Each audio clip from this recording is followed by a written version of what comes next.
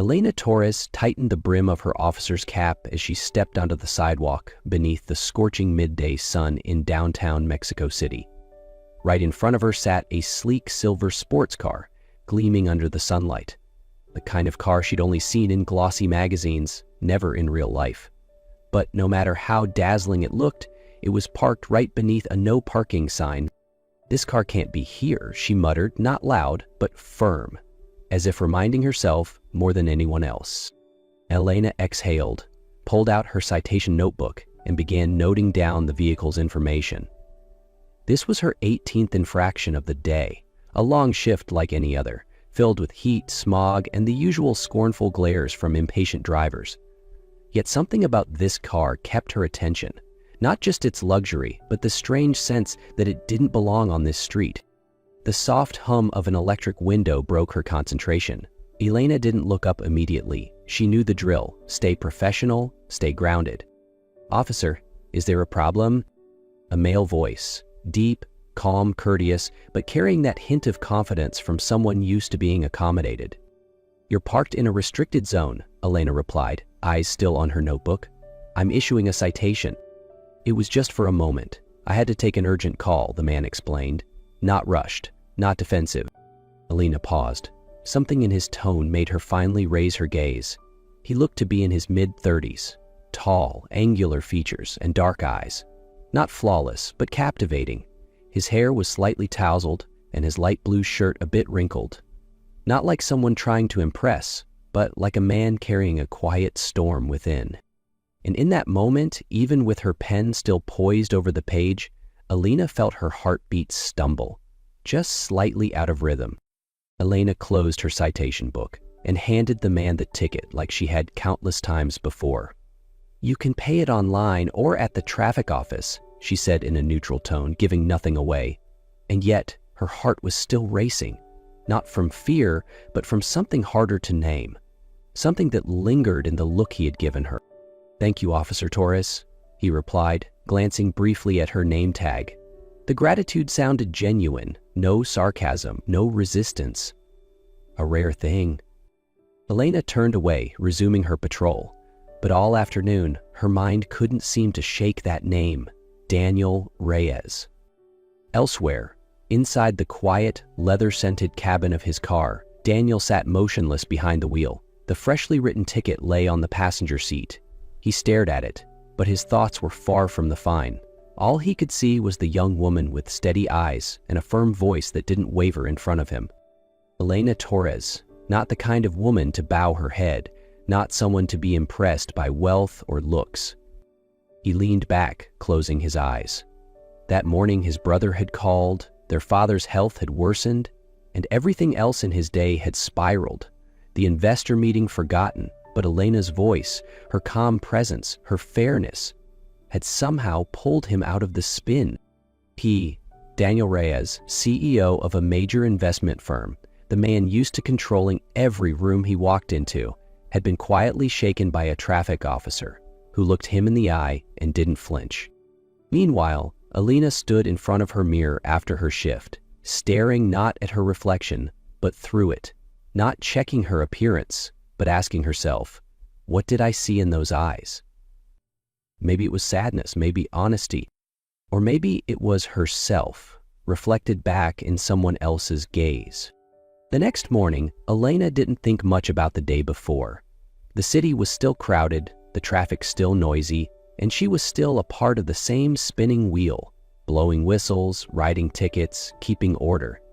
But when she entered the traffic office to file her shift report, she froze. Daniel Reyes was sitting in the waiting area. No designer suit, no flashy car. He wore a simple button-down shirt and jeans, holding the very ticket she had written. Their eyes met. Daniel stood, slightly awkward but clearly purposeful.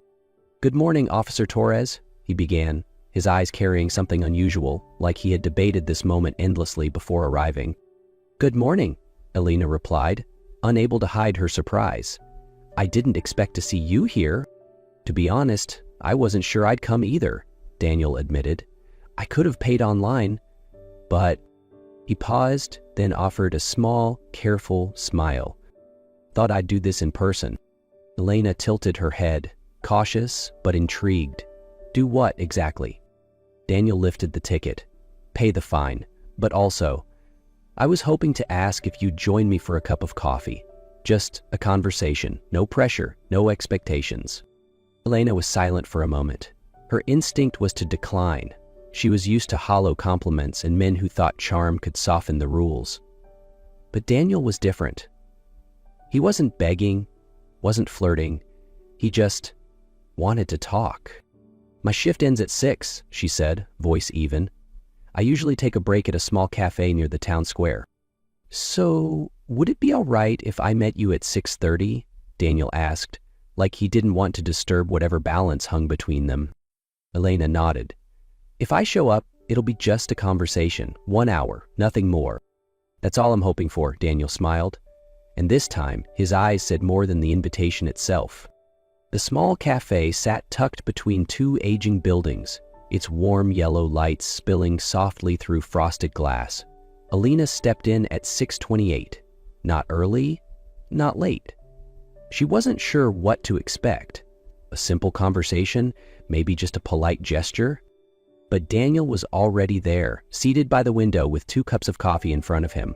One black, one with milk. He smiled as she walked in. "Wasn't sure how you take it, so I guessed both." Elena sat down, nodded slightly.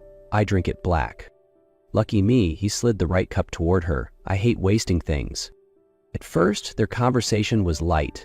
Weather, traffic, work. But soon, both seemed to want something deeper. A passing comment from Daniel opened a hidden door. "I can't remember the last time I just sat like this. No phone, no rush, no need to perform." Elena looked at him for a moment. "I can't remember the last time someone asked, 'Are you tired?' and didn't just mean, 'Can you keep going?'" They were silent, but not awkward. It was a silence that allowed space for truth. Daniel spoke of growing up in a working-class neighborhood, of his late mother who worked as a seamstress and always said, "Never think you're less than anyone." Elena shared her own teenage years growing up after her father left, watching her mother and younger sister carry on. "Sometimes I think fairness is a luxury," she sighed. "But then I realized fairness isn't for others to notice. It's for me, so I don't lose who I am." Daniel nodded. "I think that's why I came looking for you, not because of the ticket, but because I couldn't stop thinking about the way you looked at me, not with fear, not with admiration, just human to human." Elena smiled. "I never thought I'd be sitting like this talking to someone I cited, but it turns out it was a pretty memorable citation." They both laughed, and when the clock struck 8, neither moved. The hour had long passed, but neither of them seemed eager to mention it. 2 days later, Elena received a message from Daniel. "If you don't mind, I'd like to take you somewhere special. Not a restaurant, not fancy, just a place I go to breathe. Sunday 4 p.m. Elena stared at the screen. She should decline, but somehow her fingers typed a short reply. "Okay." They met at the city's edge. Daniel wasn't driving the Aston Martin. Instead, it was an old olive green Jeep, dusty but somehow more real. "My brother's car," he explained. "I thought it suited the place I'm taking you." Elena smiled. "I like it. It has character." They left the city behind, heading into the hills, where the sun dipped slowly behind lines of trees. After about 30 minutes, Daniel pulled over near a narrow dirt trail, shaded by pines. "From here we walk a bit," he said. "I'm not exactly a delicate princess," Elena grinned. They walked in silence, the crunch of leaves and distant birdsong their only companions. At the end of the path, the trail opened up into a natural overlook, a quiet balcony above the city. The skyline stretched below them, bathed in a soft lavender hue. Elena stood still. "Oh my God, this place!" "I came here the first time when I was 17, Daniel said, laying down a small blanket. "My mother had just passed away. I needed to escape." He poured hot chocolate from a thermos, handing her a cup. "She used to say no view is complete without a little hot cocoa." Elena chuckled, touched. They sat side by side, watching the sun descend. No need for many words. only that rare silence between two people who no longer feel the need to pretend. "Do you know why I brought you here?" Daniel asked softly. Elena shook her head. "Because this is where I come to remember who I really am. And you, somehow, made me remember the version of me I'd forgotten." Elena looked at him, her chest tightening. "You made me realize it's been a long time since I lived for myself, not just for duty." They didn't speak after that. But as the last light vanished behind the hills, Daniel reached out. Elena took his hand, without hesitation. The next morning, Elena woke up earlier than usual. She couldn't pinpoint exactly what had changed, but as she stood in front of the mirror in her worn patrol uniform, she sensed she was no longer the same as the day before. The face staring back at her was still hers, but something had shifted in her gaze, softer, lighter. Perhaps it was because for the first time in a long while, she had allowed herself to live a moment not tied to duty, not burdened by guilt, but simply present. During her shift, she still wrote citations, still directed traffic like any other day. But when she spoke to drivers, her tone wasn't as rigid. A quiet smile appeared now and then after a warning. She remained professional, but she no longer felt like a wall. One colleague even asked, "What happened to you today? You seem different." Elena just smiled. She couldn't explain it fully. She was still learning how to recognize that difference herself. That evening, she visited her mother's home. The familiar scent of soap and old incense lingered in the air, triggering childhood memories. Her mother, Maria, was in the kitchen, tending to a small orchid. Without hesitation, Elena stepped forward and spoke, her voice gentle as if the words had waited long inside her. "Mom, I think we should start having dinner together every week. Tuesdays after my shift." Her mother looked up, surprised, then smiled. A warm smile that held something like forgiveness. "I'll make your favorite," she replied. And for the first time, Elena felt as though she had opened a door that had been closed for far too long. At that very moment, across the city, Daniel sat alone in his father's hospital room. Victor had fallen asleep after his treatment. The room was quiet, filled only with the soft rhythm of the heart monitor. On the table, a stack of pending contracts lay untouched, pushed aside. Daniel looked at his father's tired, aging face and, almost without thinking, whispered aloud, "How long have I been living based on what others expect, without ever asking what I truly want?" He sat still, letting the question echo in the silence. For the first time in years, he wasn't chasing time. He was listening to it. He didn't have the answer, but he knew that, during that sunset with Elena, a very real part of him had come alive. A version of himself that wasn't curated, controlled, or corporate. Now, sitting beside his father, not as a CEO or eldest son, but just as a man, he felt closer to who he was than he had in years. Love between Elena and Daniel didn't arrive like a storm. It came gently, like morning mist, like sunlight slipping through the window on weekend mornings as they sat together drinking coffee, sometimes at their favorite cafe, sometimes on her small balcony. There were no extravagant gifts, no grand promises.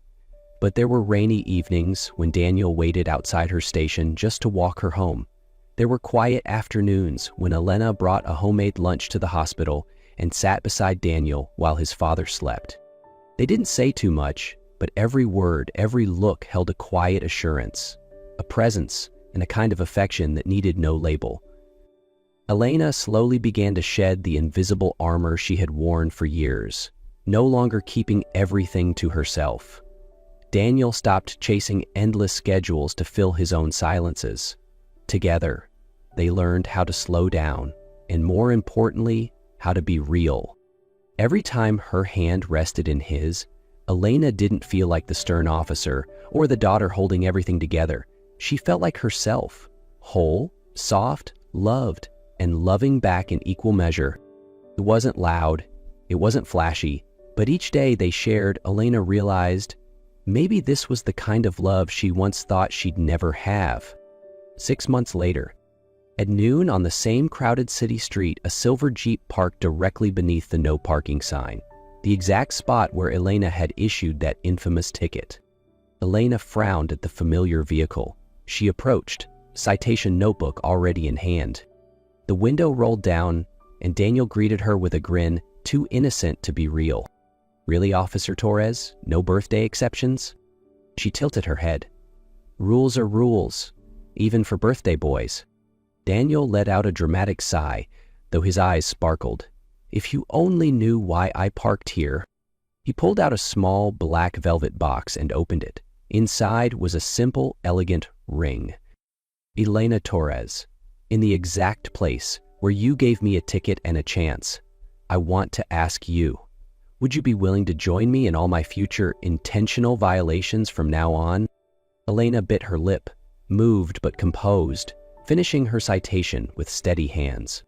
She paused, looking at the paper, then at him. She handed it to him, her eyes shimmering. "Before I say yes, you're going to have to accept just one more ticket." Daniel held the citation like a treasure, then gently slipped the ring onto Elena's finger. She looked at him, eyes filled with a feeling beyond words, then leaned in and kissed him through the window, right there in the middle of the busy street, not caring who watched.